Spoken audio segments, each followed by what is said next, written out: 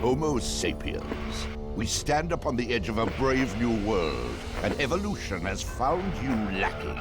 I invite all mutants to congregate at the Mount. Together we will force the Homo sapiens to make way for their true masters. Homo superior. X-Men Legends is an action role-playing game that was developed by Raven Software and published by Activision that saw a North American release in September of 2004 for the Xbox, GameCube, and PlayStation 2. It's not set in any particular continuity of the Marvel Universe, but the visual aesthetic of the X-Men costumes themselves seem to take influence from the Ultimate Marvel comic imprint. There were also nods to the live-action X-Men films that Fox were producing at the time, with the most notable example being Patrick Stewart voicing Professor X, reprising his role from the films. Though weirdly, some cutscenes have another actor voicing him instead. I'm assuming they were made later in production, after all the work with Stewart had been completed, but still, it stands out like a sore thumb when his voice just changes. I agree, Colossus. It is very strange indeed. And that is the reason Jean, Emma, and I are going to investigate the astral plane. Quite right. An exemplary job, Allison. In stopping Asteroid M, you not only saved New York City, but you prevented a war that would have cost countless lives. The story of X-Men Legends follows the titular team as they go up against their deadliest foes within the Brotherhood of Evil Mutants: Blob, Mystique, Toad, Pyro, and Sabretooth. The Brotherhood end up freeing their leader Magneto from captivity on the USS Arbiter, which adds him into the mix as well as one of the game's primary antagonists, planning on covering the Earth in darkness from his base on Asteroid M. On top of that, to make matters even worse, General William Kincaid, a leader in the anti-mutant movement, begins building an army of Sentinels, giant mutant-hunting robots, which you need to contend with as well throughout the game. He even goes so far as creating human-robot hybrids known as Advanced Sentinels. X-Men Legends is a love letter to all things X-Men, and I think it's one of the best Marvel games ever made, even with some of its flaws, which I will get into. It's been countless years since this game came out, and it hasn't been re-released in any form, to my knowledge. I hope future generations don't forget about it, because it's an uncannily underrated superhero experience. Fittingly, the Master of Magnetism is given most of the spotlight in X-Men Legends, which is great, even if he's been a bit overplayed at this point in a lot of other media outside of comics. He's voiced by Tony Jay in this game, who sadly died just under 2 years after X-Men Legends came out. Jay has a very distinct and imposing voice, and some of his more notable performances were as Judge Frollo in Disney's animated Hunchback of Notre Dame, and as Megabyte in Reboot, just to name a few. If my demands are met, the sun will shine again.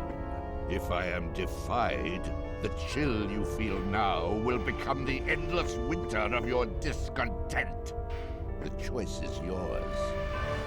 The main focus of the narrative is on Magneto, his Brotherhood of Mutants, and your battles with the Sentinels and General Kincaid, but on this side, you also clash with the Shadow King on the astral plane. He puts Colossus's sister, Illyana, into a form of coma and holds her mind hostage in the realm, forcing the psychics Emma Frost, Jean Grey, and Professor X to go in and rescue her. Illyana was made to act as bait, however, and Shadow King manages to capture his old enemy, Xavier. The following 2 astral plane missions, which are sprinkled in throughout the rest of the game, have you attempt to rescue Professor X. Cyclops and Wolverine manage to find an astral gate in the Weapon X facility, which is a device that allows non-psychics to enter the astral plane, which you later use to bring all the X-Men into the realm to save Xavier. The existence of this astral gate is easily the most contrived element of the story. It just so happens the scientists at the Weapon X facility were working on it, and you coincidentally stumbled upon it while beating up bad guys.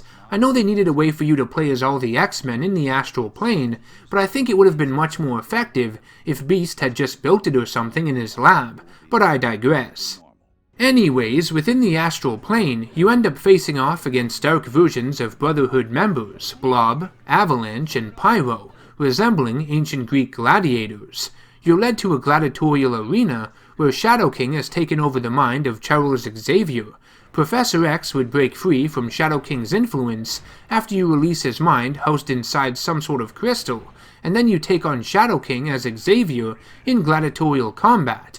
This is easily the hardest boss in the game in my opinion, because it bleeds you white in terms of health and energy packs. You only have one attack that does any sort of damage, and you have to time it just right within Shadow King's animations to hit it. Speaking of tricky battles, the final one at the end of the game is pretty difficult too, seeing as it's an endurance round of sorts, filled to the brim with advanced sentinels, regular sentinels, and weapons platforms that fire those stupid green energy blasts. It culminates with General Kincaid piloting a new giant prototype sentinel named Master Mold. This thing does a lot of damage with its annoying missiles it fires, and you have to keep deactivating its shield in intervals to damage it too. You might die on this boss a few times, but a great trick to remember is to mash the L2 button to call your allies to attack it, which tears down its health pretty quick. Like I had mentioned, X-Men Legends is an action RPG. It allows you to build a team of up to 4 X-Men from a list of 14, well, really 15 because Professor X is playable in the Astral Plane mission, but he isn't anywhere else in the game, so I'm not going to count him. Anyways, with your 4 X-Men, you battle enemies, earn experience points, level up, can upgrade your powers and character-specific abilities, and even attach certain items that give you additional perks.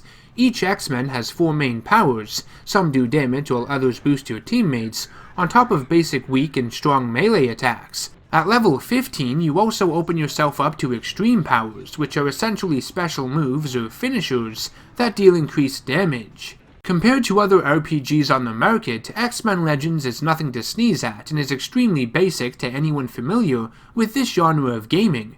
I myself don't really play many RPGs, so the simplistic nature of X-Men Legends makes it easy to pick up and play, and I think that's what they were going for with it. They wanted it to appeal to everyone. With an IP like X-Men, you didn't want to turn it into another Diablo or World of Warcraft completely. I know these games have been very successful and influenced X-Men Legends, but not everyone is into that type of thing, myself included.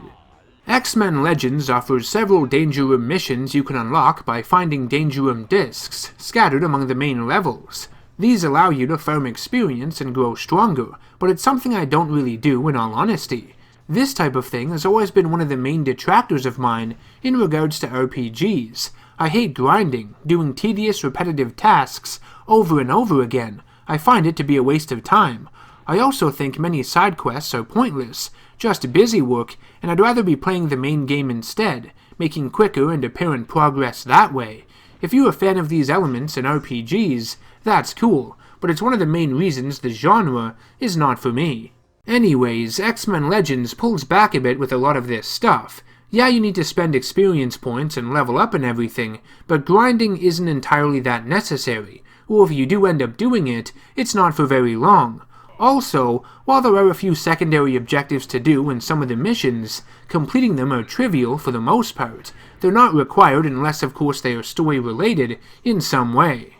The only additional side content I recommend playing are the flashback missions you can activate at certain points throughout the game, though be careful, they are missable. One has you face off against Juggernaut, who is smashing through the X-Mansion in search of his stepbrother, Professor X. It actually pays homage to the character's first appearance in the comics, and the costumes the X-Men are wearing are the same ones from the 1960s in all their glory. Another one has you take on a bunch of Sentinels, wearing garb from the 1970s, early 80s era of X-Men comics. The Sentinel flashback can be a bit challenging if you aren't familiar with the team you're forced to use, Cyclops, Wolverine, Jean Grey, and Nightcrawler, if you don't upgrade them properly, and because the amount of Sentinels you need to defeat is kind of ridiculous in all honesty. The game bleeds you white at this part and doesn't pull any punches. I think they should have had it a bit later in the story, but that's just my opinion. Finally, there is another flashback mission involving Wolverine and his escape from the Weapon X facility, which is awesome. Again, these flashback missions are missable, and once you beat them, they can't be replayed again, which kind of sucks. They are some of the more enjoyable elements of X-Men Legends 2, which is a real shame. Unfortunately, even though I enjoy a lot about X-Men Legends, there are a few things about this game that irritate me each and every time I play it. For starters, for a game that promotes the idea of building your own X-Men team utilizing all your favorite characters, it sure doesn't feel that way when there are countless obstacles put in your path throughout the story that need you to use specific X-Men and their abilities to overcome. While it makes sense that you would need a wide variety of powers to conquer the different challenges put in front of you, on paper that sounds really cool, especially in an X-Men game. It's not fun when you only have 4 X-Men slots, and you've lost like 3 of them because you need to have all these characters at the ready, not knowing when you will need them next. X-Men Legends 2 wouldn't be so strict with this type of thing and allowed you to use any 4 characters you wanted for the entire game, for the most part. There are a few exceptions to that, but I'll get into them when I review it. And when Ultimate Alliance came out, yeah, there was basically none of this bullshit.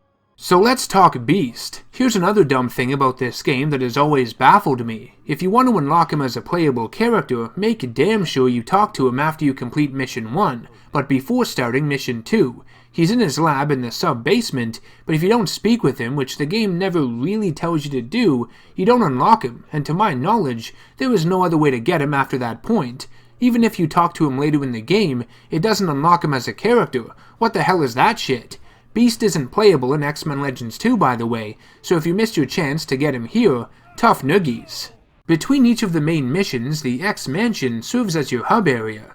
During these sequences, you play as Allison Crestmere, also known as Magma, voiced by Cree Summer. She plays a prominent role in the game's story because you rescue her in your first mission after her volcanic powers surface and Mystique and Blob capture her. You bring her back to the X-Mansion, and as the game progresses, she discovers more about herself and the other mutants staying at the school. She also learns how to control her powers through several Danger Room tests, and eventually becomes a member of the X-Men after her training is complete. These segments offer a way for the player to understand what it feels like to be a mutant, and what it's like to live at the X-Mansion with all the other X-Men. While it's a great idea on paper, and delivers a different perspective to everything else going on during the events of the story, playing as Allison isn't all that fun, and as a character, I don't really find her all that interesting. These X-Mansion sections that take place between the missions can sometimes feel like a bore, and slow the narrative down to a snail's pace in areas. There isn't that much to do during them either, apart from talking to people, and it can be extremely quiet too, which is just plain eerie.